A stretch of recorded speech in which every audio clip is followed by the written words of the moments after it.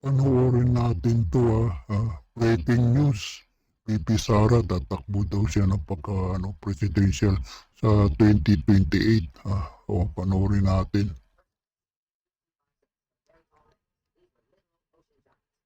Assalamualaikum warahmatullahi wabarakatuh. Madayaw ug maayong adlaw kaninyong tanan. Magandang araw sa inyo lahat. Proverbs 19 verse 21 states, "Many are the plans in a person's heart, but it is the Lord's purpose that prevails."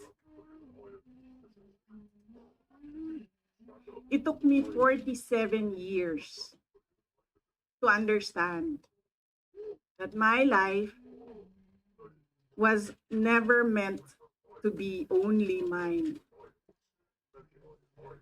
Unlike others, I may not have been born just to chase happiness.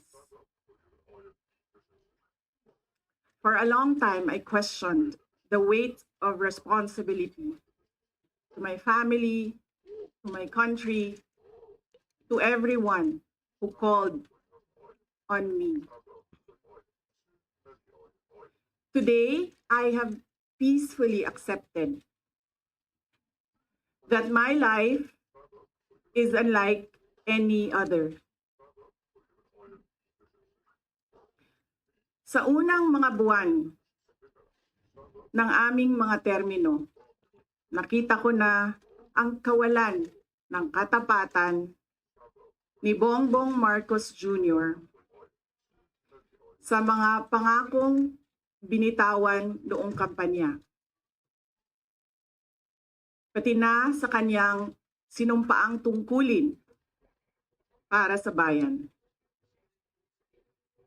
Dahil hindi ko kinaya na maging bahagi ng 2025 national budget na tadtad ng katiwalian, pinili kong umalis sa kabinete. Kahit alam ko na mula pa noong 2023 na ang magiging kapalit ay ang aking impeachment. Mga kababayan, humihingi ako ng paumanhin. Patawad kung tinulungan ko mahalal si BBM bilang Pangulo ng ating bansa.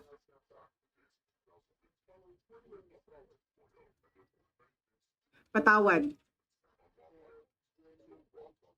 kung hanggang ngayon ay marami pa ring Pilipino ang nalulunod sa baha ng dahil sa malawakang korupsyon.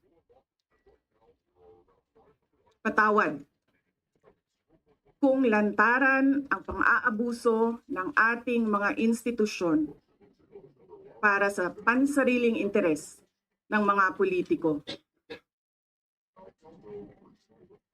Patawad kung patuloy ang pagtaas ng presyo ng mga pangunahing bilihin habang nananatiling kapos ang kita ng bawat pamilya.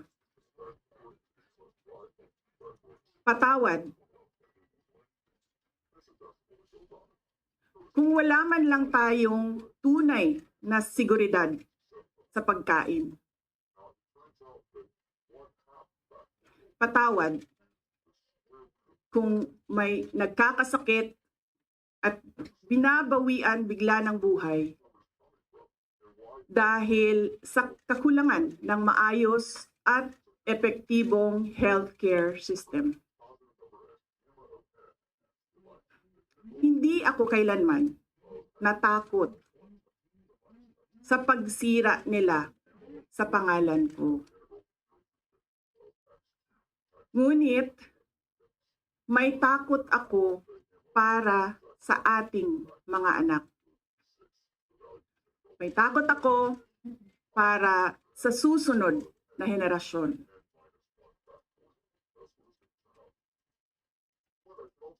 May takot ako para sa mga kababayan nating walang bahay sa ibang bansa. Walang pangalawang pasaporte. Walang ibang matatakbuhan kundi ang Pilipinas. Kahit ito'y patuloy na nalulugmok sa kahirapan. Na ako'y kahadlok. Nga moabot ang adlaw na dawaton na lang nato ang kapobrihon isip kapalaran.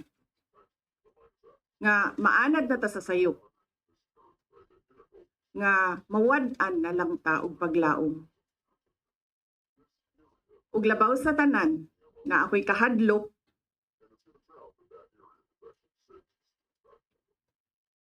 nga moabot ang adlaw nga wala na tay Pilipinas nga ikahatag sa atong mga anak.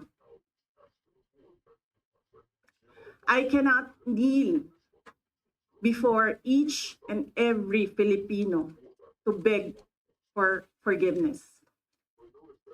Instead, I offer my life, my strength, and my future in the service of our nation. Mga kababayan, ibalik natin ang tapang at malasakit para sa Diyos, sa bayan, at para sa bawat pamilyang Pilipino. Ako si Sara Duterte. Tatakbo bilang Pangulo ng Pilipinas. So, parang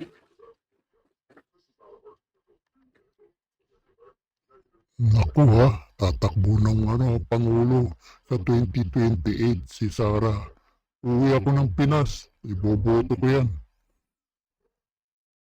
Sa 2028, uwi ako ng Pilipinas. Yung election nga ng yung unity ng Bangag na yan hindi ko binoto si Bangag. Alam ko naman like father, like son ha. Magnanakaw yung tatay, siyempre yung anak magnanakaw. Lalo ngayon, kita mo naman si Sandro. Yan, si Sandro. Hayop na yan, ha? Romualdez, Tambaluslos, bilyong allocable, ha? Sabi ni Cabral. Kaya hindi ko binuto yung Bangag na yan, Senior, magnanakaw. Pati anak, magnanakaw. Puro kurakot. Hayop na yan. Hindi ko binuto yung putan. Pahabak pa itong Amy Marcos nito. Alam na niyang adik yung kapatid niya. Pinagsiksikan pang maging pangulong hayop na Amy Marcos na yan. Kita mo nagkaloko-lokong Pilipinas, puro kurakot ang pinagagawa. Hayop talagang Marcos. Amy talaga, pahamak talaga. Tapos may bulong-bulungan pa. Vice President ni Sara, namok, Amy Marcos, upal ka. Vice President, hayop kayo, mga Marcos kayo. Uwi ako ng Pilipinas, 2028, iboboto ko yan si Sara.